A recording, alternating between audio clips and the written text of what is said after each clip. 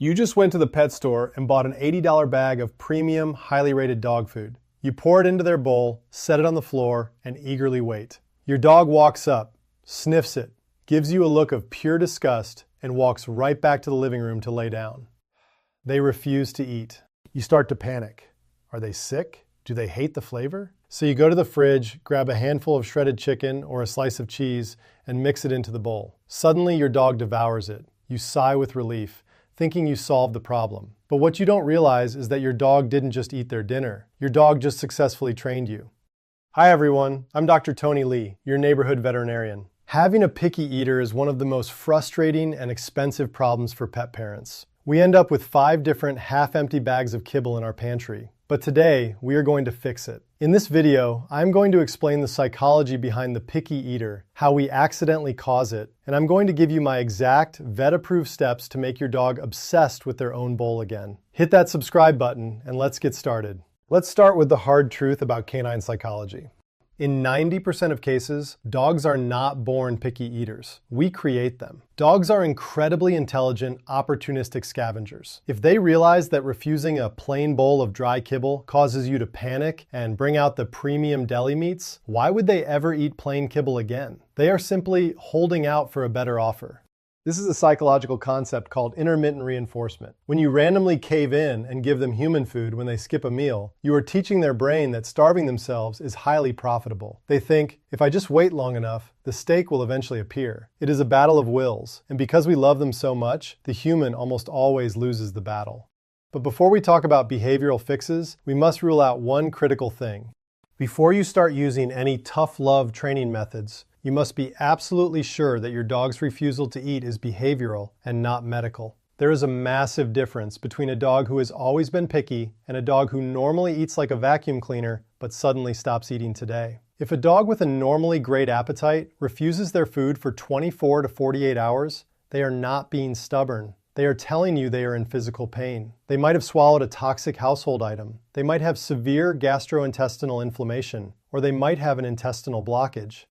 One of the most common hidden reasons a dog stops eating hard kibble is severe dental disease. If they have a fractured molar or deep gingivitis, crunching down on a hard piece of food sends shooting pain up into their jaw. Naturally, they will walk away from the bowl or they will beg for the soft human food instead because it doesn't hurt their teeth.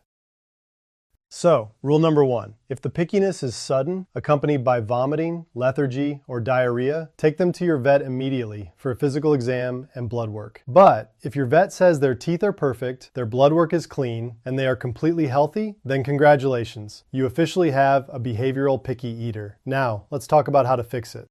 What is the very first thing we do when our healthy dog stops eating their kibble? We go back to the pet store and buy a totally different brand. We switch from chicken flavor to salmon flavor. We switch from dry food to freeze-dried raw food. Please stop doing this. Constantly switching your dog's core diet is actually creating a massive biological problem inside their stomach. Unlike humans, who eat a varied diet of 30 different things a week, a dog's gastrointestinal tract is built to eat a highly consistent diet. Their stomach produces specific bacteria and enzymes tailored to break down the exact protein and carb sources in their current bag of food. When you panic and suddenly switch their food to a totally new brand overnight, their gut microbiome goes into shock. They don't have the right bacteria built up to digest the new ingredients. This sudden shock causes explosive diarrhea, gas, and stomach cramping. Now your dog feels nauseous. And what do dogs do when they feel nauseous? They refuse to eat. You think they hate the new salmon flavor, but in reality, they just have a stomach ache. Then you switch the brand again, restarting the vicious cycle of gastrointestinal distress. If you are going to transition to a high-quality food, do it slowly over the course of 10 days by mixing the old and new food together. Pick one high-quality, vet-approved brand and stick with it. Do not let your dog force you to play musical chairs with the pantry. All right, it is time for the toughest part of being a pet parent. Tough love. We are going to establish routine boundaries using the 15-minute rule. The days of free feeding, leaving a giant bowl of kibble out on the floor 24 hours a day, are over. Free feeding completely destroys a dog's food motivation because the food is never special. It's just always there, like furniture. Here is your new protocol. In the morning, you measure out the exact portion of food your dog needs. You place the bowl on the floor and you set a timer on your phone for exactly 15 minutes. walk away. Do not stare at your dog, do not cheer them on, and do not try to hand feed them. Ignore them. If the timer goes off and they haven't eaten it, or they just sniffed it and walked away, you calmly pick the bowl up, wrap it up, and put it back in the fridge or on the counter. The kitchen is now closed until dinner time. They get no treats, no table scraps, and no snacks all day long. When dinner time arrives 10 hours later, you put that exact same bowl down for 15 minutes. If they don't eat it, pick it up again. I know what you are thinking. Dr. Tony, my dog is going to starve. That is so cruel. Listen to me carefully. A healthy adult dog will never intentionally starve themselves. Skipping 1 or 2 meals will not hurt them physically, but it will do wonders for them psychologically. You are teaching them that food is a finite, highly valuable resource. By the morning of day 2 or day 3, their natural canine survival instincts will kick in, and when you put that bowl down, they will eat it. You must stay strong and not cave to the puppy dog eyes. Now, doing the 15-minute rule is the psychological fix. But what if we want to make the actual kibble more enticing without destroying their gut with table scraps? Let's use the biology of smell. Humans decide what to eat based on taste. Dogs decide what to eat based almost entirely on smell. A dog has roughly 300 million olfactory receptors in their nose, compared to our 6 million. When you open a bag of dry kibble that has been sitting in a cold pantry, it has almost zero aroma. To a dog's nose, cold, dry kibble smells like cardboard. We need to activate the fats inside the kibble, and the easiest, cheapest way to do that is with temperature. Take 1/4 cup of warm water. Make sure it is just comfortably warm, never boiling hot so it doesn't burn their mouth, and pour it directly over the dry kibble. Let it sit for 3 to 5 minutes.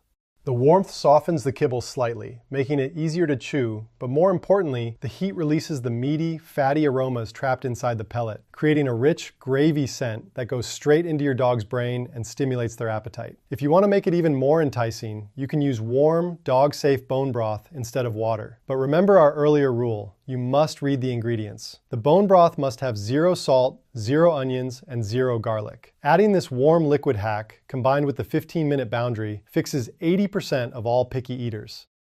But what if you really truly want to add human food to their bowl as a treat?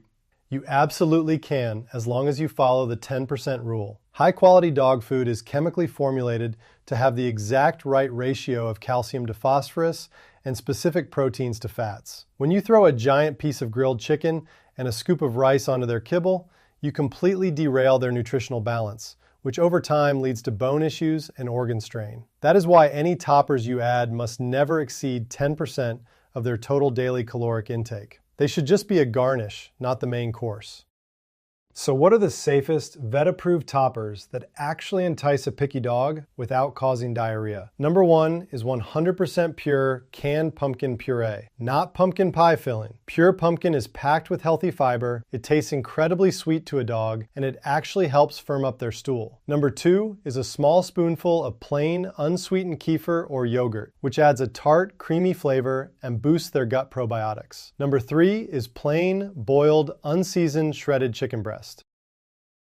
Now here's the absolute most important trick if you use these toppers. Dogs are extremely clever.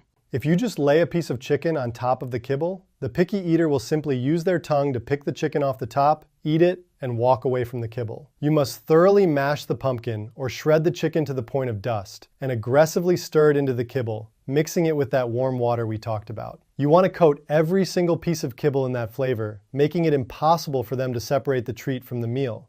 Reversing a picky eater is going to require patience from you. You are going to have to look into those big, sad, hungry puppy dog eyes and stand your ground when the 15-minute timer goes off. I know it's hard, but remember why you are doing this. You are doing this to ensure they have a stable, nutritionally complete diet that is going to keep their organs healthy for years to come. Giving them a balanced life is the ultimate act of love.